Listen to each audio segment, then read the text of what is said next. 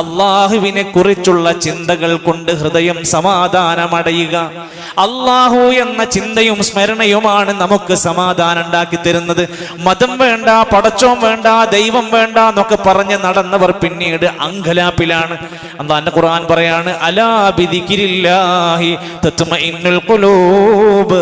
ഹൃദയങ്ങൾക്ക് സമാധാനം കിട്ടണോ? അള്ളാഹുവിനെ കുറിച്ചുള്ള സ്മരണ കൊണ്ടാണ് അത് കിട്ടുക, ദിക്ർ കൊണ്ടാണ് അത് ലഭിക്കുക. അമ്പിയാക്കന്മാര് ഈ കാര്യം ജനങ്ങളോട് ഗൗരവത്തോടെ പഠിപ്പിച്ചു. 1.25 ലക്ഷം വരുന്ന അമ്പിയാക്കന്മാര് അതാത് നാടുകളിൽ പഠിപ്പിച്ചു. നമുക്കൊക്കെ ഇത് പഠിക്കാൻ താല്പര്യമുണ്ടോ? ഇത് കേൾക്കാൻ താല്പര്യമുണ്ടോ? പറയാൻ താല്പര്യമുണ്ടോ? മുമ്പ് നിയോഗിച്ച എല്ലാ നബിമാരെയും നാം നിയോഗിച്ചയച്ചിട്ടില്ല. ഇല്ലാ നൂഹി ഇലൈഹി, അവർക്ക് വഹയി കൊടുക്കാതെ പോയിട്ടില്ല. എന്താ വഹയി?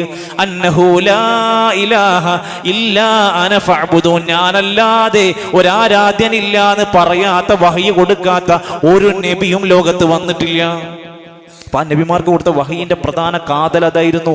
അവർ നാട്ടിൽ പോയിട്ട് ജനങ്ങളോട് പറഞ്ഞതും അള്ളാഹുവിനെ ആരാധിക്കാനും വിശ്വസിക്കാനുമായിരുന്നു.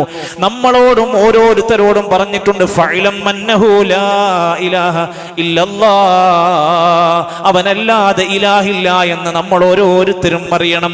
ഈ ദുനിയാവിൽ മാത്രല്ല, നാളെ പരലോകത്ത് രക്ഷപ്പെടണമെങ്കിൽ ഈ വിശ്വാസം ശരിപ്പെടണം.